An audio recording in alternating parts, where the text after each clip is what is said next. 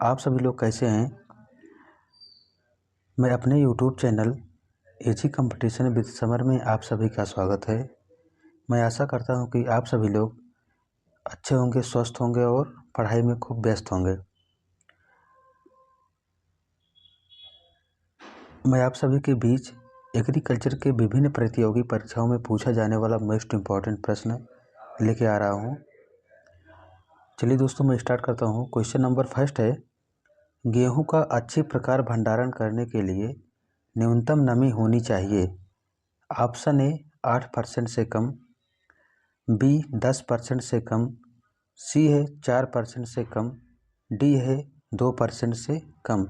इसमें right option, गेहूं की अच्छी प्रकार से अगर हम स्टोरेज करें तो उसको न्यूनतम नमी कितना परसेंट होना चाहिए, तो 10% से कम, उसमें कम से कम 10% से कम नमी होना चाहिए। इसमें कुछ क्रॉप दिया गया है दोस्तों, जैसे फसल है, भंडारण के समय नमी की मात्रा परसेंट में कितना होना चाहिए। जैसे गेहूं में 10% से कम होना चाहिए, धान में 10 से 12% मॉइस्चर होना चाहिए, मतलब कि उसे भंडारण करते समय। दलहनी फसल जो होती है पल्सेस क्रॉप, उसमें 8 से 10% होना चाहिए। बाकी सरसों जो है ऑयल सीड 10 से 14% नमी होनी चाहिए। क्वेश्चन नंबर 2 है, निम्नांकित में से किस पर गेहूं की चपाती बनाने पर गुड़ निर्भर करता है। निम्नलिखित में से किस पर गेहूं की चपाती बनाने पर गुड़ निर्भर करता है। ऑप्शन ए ग्लूटीन, बी ग्लोबुटीन, सी है ग्लाइसिन, डी है लाइसिन। इसमें राइट ऑप्शन ए करेक्ट होगा, ग्लूटीन। ग्लूटीन जो है गेहूं की चपाती बनाने पर गुड़ निर्भर करता है। इसे गेहूं में पर्याप्त मात्रा में ग्लूटीन की उपस्थिति के कारण चपाती तथा बेकरी उद्योग में अधिक मांग होती है। इसके दानों में 2 से 3% शर्करा विद्यमान रहती है। इसके दानों में जो है 2 से 3% शर्करा जो होते हैं वो प्रेजेंट रहती है। क्वेश्चन नंबर 3 है, प्राचीनतम फसल है, पूछा गया कि प्राचीनतम फसल कौन है। ऑप्शन ए मक्का, बी है आलू, सी है गेहूं, डी है धान। इसमें प्राचीनतम फसल जो है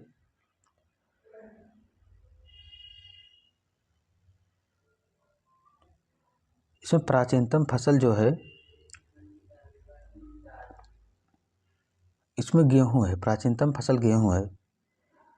जैसे गेहूं प्राचीनतम फसल मानी जाती है। क्वेश्चन नंबर 4 है, मूंगफली में दानों की औसत मात्रा होती है। ग्राउंड नट में जो दानों की औसत मात्रा कितना परसेंट होती है।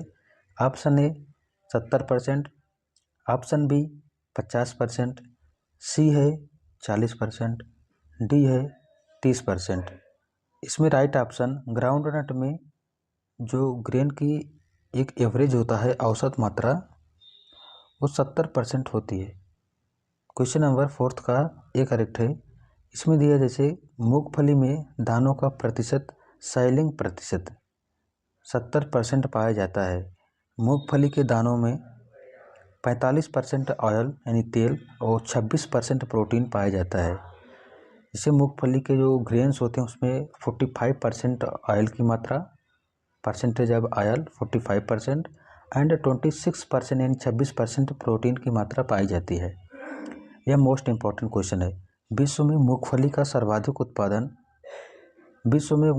सर्वाधिक उत्पादक 2 देश, क्रमशः फर्स्ट देश है चाइना यानी चीन, दूसरा है भारत।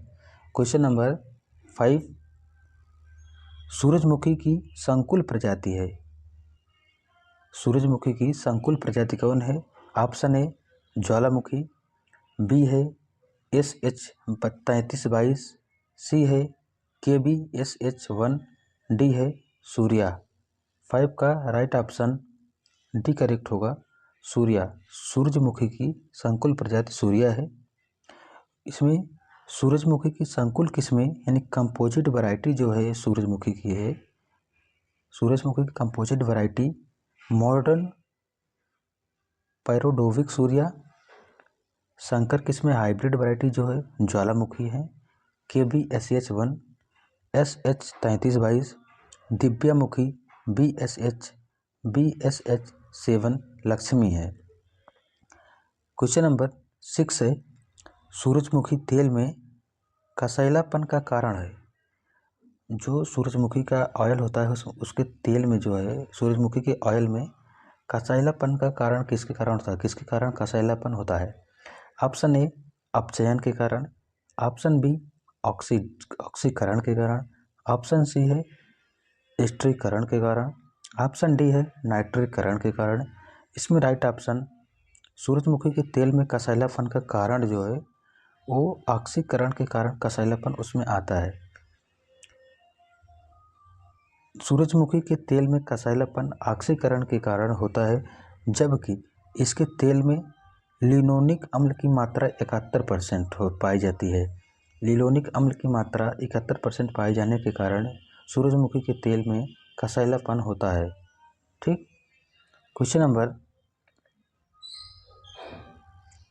7 है दोस्त, मूंगफली का सर्वाधिक उत्पादन करने वाला देश है, मतलब कि highest production of groundnut, which is country of highest production groundnut, मतलब मूंगफली का सर्वाधिक उत्पादन करने वाला देश कौन सा है? ऑप्शन ए रूस, ऑप्शन बी चीन, सी है कनाडा, डी है भारत। इसमें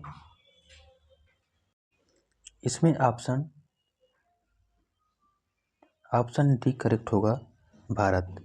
क्षेत्रफल की दृष्टि से मूंगफली का प्रति हेक्टेयर उत्पादन भारत में सर्वाधिक किया जाता है, यानी कि यदि हम एरिया की दृष्टि से देखा जाए तो ग्राउंडनट का प्रति हेक्टेयर प्रोडक्शन जो है भारत में सर्वाधिक किया जाता है। क्वेश्चन नंबर 8 है, सोयाबीन में तेल की मात्रा है, सोयाबीन में ऑयल कंटेंट कितना % पाया जाता है? Amount of oil in soybean. Option A 10%, B है 20%, सी है 40%, डी है 60%। इसमें सोयाबीन में तेल की मात्रा 20% पाई जाती है तथा सोयाबीन के बीज में 42% प्रोटीन तथा 20% तेल तथा 30% कार्बोहाइड्रेट पाया जाता है। इसमें विटामिन की भरपूर मात्रा पाई जाती है, यानी कि सोयाबीन के जो सीड है उसमें 42% प्रोटीन और 20% ऑयल एंड 30% कार्बोहाइड्रेट पाया जाता है। इसमें विटामिन की प्रचुर मात्रा पाई जाती है। क्वेश्चन नंबर 9 है, गन्ने में रस की औसत मात्रा होती है, जो गन्ने में रस की औसत मात्रा कितना % होती है? ऑप्शन ए 75 से 80%, बी 60 से 70%, ऑप्शन सी 55 से 60%, ऑप्शन डी 45 से 50%। गन्ने में रस की औसत मात्रा 60 से 70% होती है। इसमें ये जैसे देखिए गन्ने में रस जो है 60 से 70%, गन्ने में रस 60 से 70%, चीनी जो होता है 9 से 11% होता है, गुड़ जो है 12 से 13% गुड़ होता है, राब जो है इसमें 18 से 20% राब होता है, सुक्रोज 12 से 14% सुक्रोज होता है और सीरा 3.5% यानी कि 3.5% इसमें सीरा पाया जाता है। यह क्वेश्चन मोस्ट इम्पोर्टेंट रहने वाला है, इसको थोड़ा गौर से देखिए। क्वेश्चन नंबर 10 है, क्वेश्चन नंबर 10, कपास में रुई का प्रतिशत होता है, कपास में रुई का प्रतिशत कितना होता है? Option A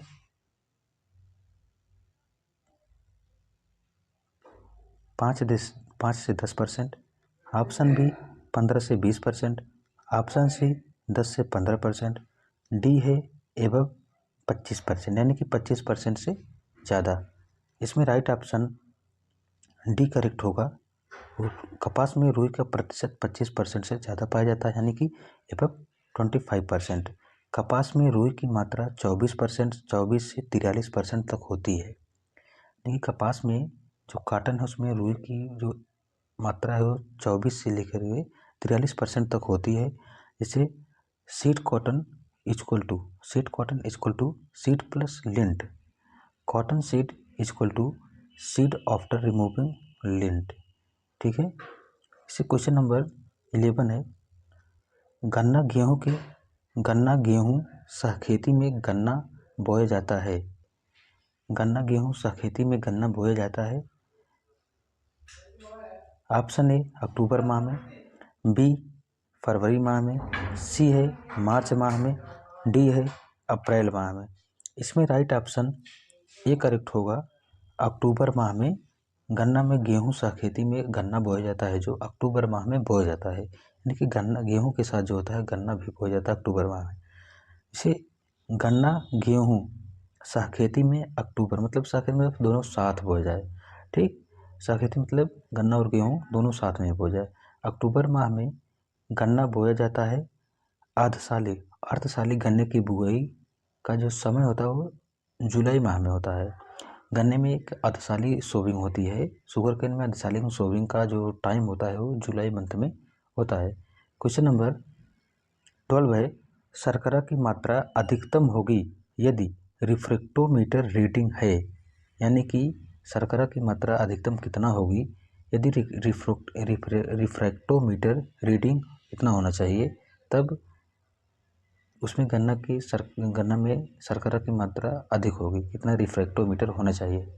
option A 20, B है 25, सी है 11 से 12, डी है 17 से 18। यह मोस्ट इम्पॉर्टेंट क्वेश्चन है दोस्तों। इसमें जो है रिफ्रैक्टोमीटर रीडिंग 17 से 18 तो होनी चाहिए। अगर 17 से 18 रिफ्रैक्टोमीटर है शुगर केन में, तो यदि 17 से 18 रिफ्रैक्टोमीटर रीडिंग आ रहा है तो शर्करा की मात्रा सबसे अधिक होगी। इसमें देखिए शर्करा की मात्रा, जैसे एक मिनट, शर्करा की मात्रा अधिकतम होगी यदि रिफ्रैक्टोमीटर रीडिंग 17 से 18 होगी। हैंड रिफ्रैक्टोमीटर में रीडिंग 17 से 18 आती है तो यह मान लिया जाता है कि फसल कटाई के लिए तैयार हो गई है। यदि हैंड रीडिंग जो है 17 से 18 आ रही है तो मान लिया जाता है कि शुगर केन की हार्वेस्टिंग का समय हो गया है। ठीक है। क्वेश्चन नंबर 13 है, जूट का अधिकतम उत्पादन होता है। जूट का अधिकतम उत्पादन किस राज्य में होता है। ऑप्शन ए बिहार में, बी है उत्तर प्रदेश में, सी है पश्चिम बंगाल में, डी है आंध्र प्रदेश में। इसमें जूट का अधिकतम उत्पादन पश्चिम बंगाल में होता है। जैसे एक मिनट, जूट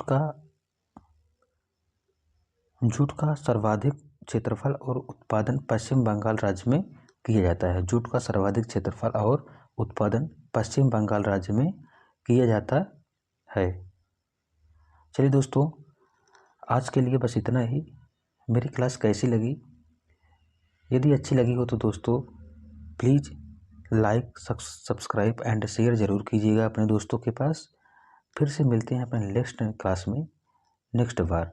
इसने के लिए दोस्तों धन्यवाद।